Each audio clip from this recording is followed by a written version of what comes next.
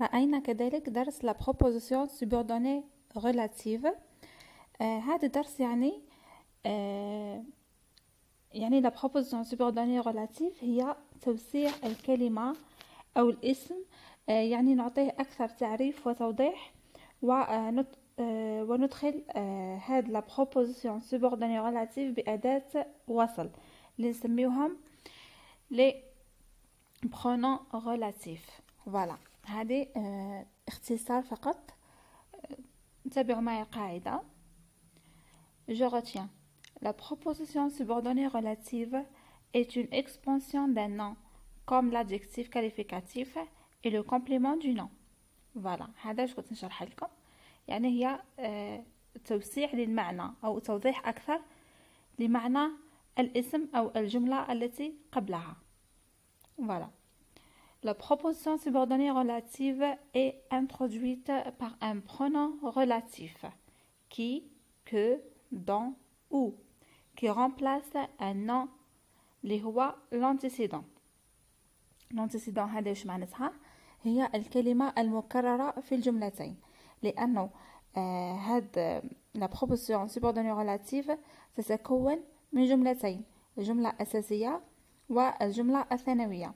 الجملة الأساسية نسميها la proposition principale، هي الجملة الأولى، والجملة الثانية تسمى la proposition subordonnée relative، ويكون الربط بيناتهم بأداة الوصل اللي هي qui ولا que ولا dans ولا ou.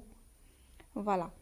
عندنا l'antécédent هي الكلمة المكررة في الجملتين، هكا باش نتجنب الإعادة، يعني إعادة الكلمة، نعوض هذه الكلمة اللي نسميوها l'antécédent نعوضوها بأداة الوصل اللي هي le pronom relatif. voilà. عندنا 4 حالات.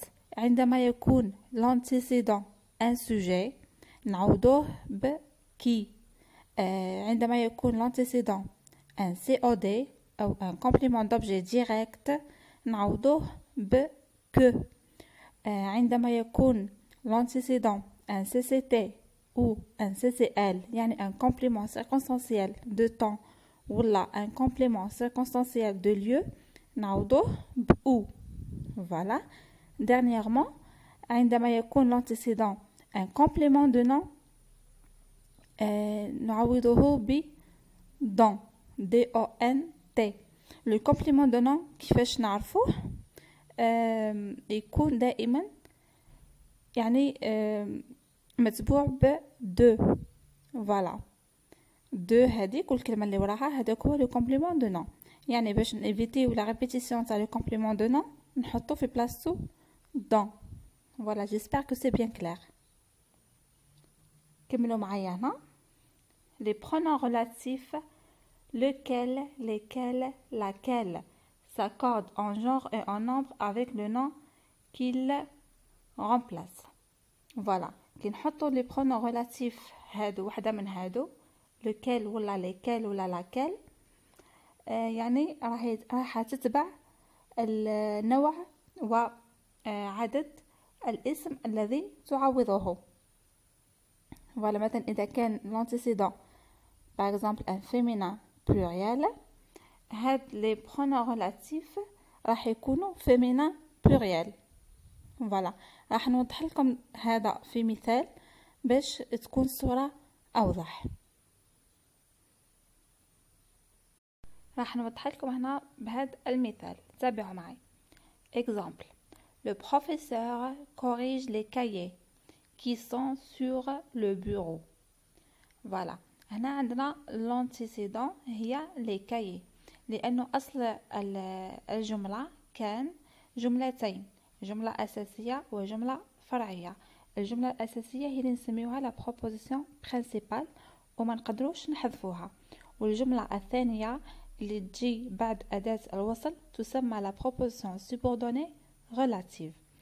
voilà. أصل الكلمة كان le professeur corrige les cahiers. les cahiers sont sur le bureau.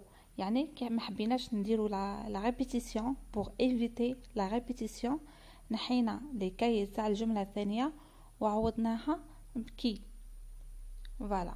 لأنه كي هنا جات في مكان لو سوجي. المكان هذا نشوفوه للجملة الثانية، يعني كي هنا حطيناها في بلاصة لو سوجي. فوالا. هنا عندنا مثال ثاني. Les cahiers que le professeur corrige sont sur le bureau. Voilà. هنا عندنا le que اللي هو le pronom relatif جا في مكان un COD. voilà مفعول به. voilà. هنا عندنا l'antécédent هي les cahiers. la proposition subordonnée relative هي que le professeur corrige. والتكملة تاع الجملة. فوالا. هنا عندنا بعض الأسئلة اللي ممكن أنها تجي في الامتحان، يعني أو صيغ للأسئلة اللي ممكن يطرحوها في السوجي. يعني عندنا أولا relève du texte une proposition subordonnée relative.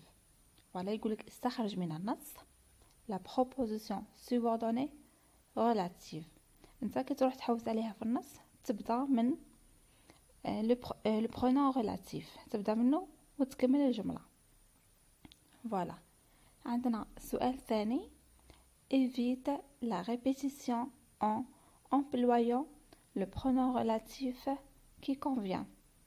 هنا يقول لك تجنب التكرار في الجملتين باستعمال أداة الوصل المناسبة. أدوات الوصل هي qui, que, dans ولا ou.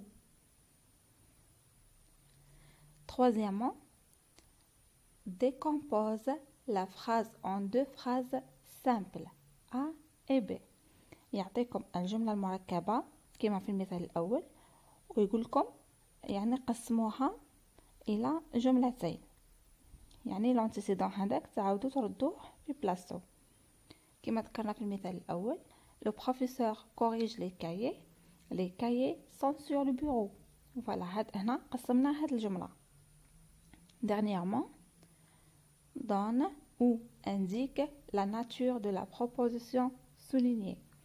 يعطيك عبارة تحتها السطر ويقول لك بين لي طبيعة هاد العبارة. voilà. انت تقول له c'est une proposition subordonnée relative. voilà. هذا فيما يخص درس la proposition subordonnée relative، يعني هذه مراجعة ملخصة فقط. ان شاء الله تكونوا فهمتوها، واذا كاين اي استفسار خليوا لي في التعليقات. رأيتم كذلك درس la proposition subordonnée complétive. voilà. تابعوا معي. La subordonnée complétive est dite conjonctive lorsqu'elle est introduite par la conjonction de subordination que, placée après un verbe. Elle répond à la question quoi ou de quoi. راح نشرح لكم هنا. يعني la subordonnée complétive هي جملة تأتي مكملة لمعنى الفعل. voilà. هي دائما تأتي بعد الفعل، وكذلك ندخلها على الجملة الأصلية أو la proposition principale بالضمير que اللي نسميوه la conjonction de subordination. الفرق بينها وبين la subordonnée relative أنه la relative تأتي موضحة للاسم الذي قبلها اللي نسميوه l'antécédent.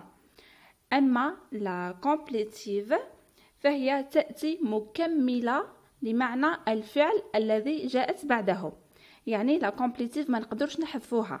لو كان نحذفوا la complétive المعنى تاع الفعل راح يكون ناقص. voilà.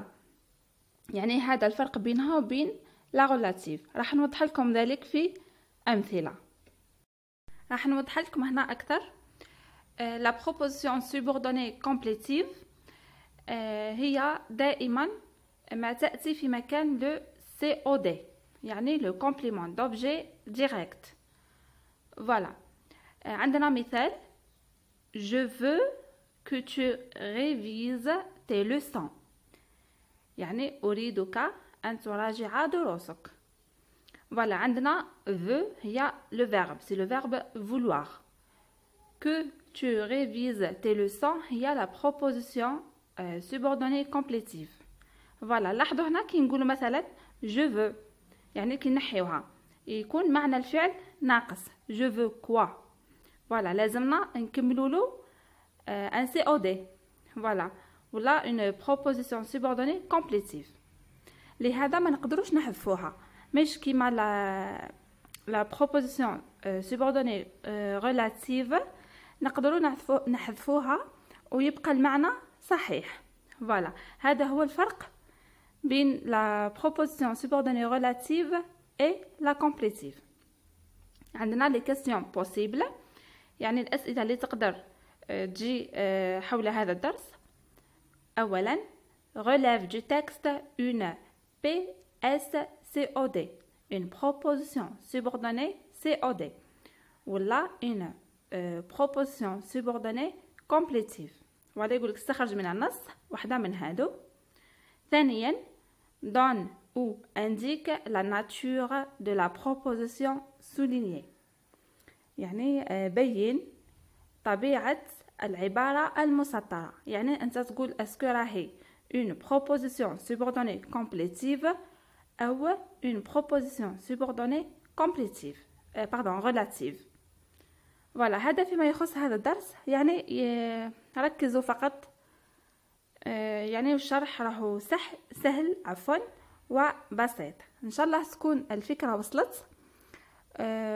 اذا كاين اسئلة خليولي في التعليقات.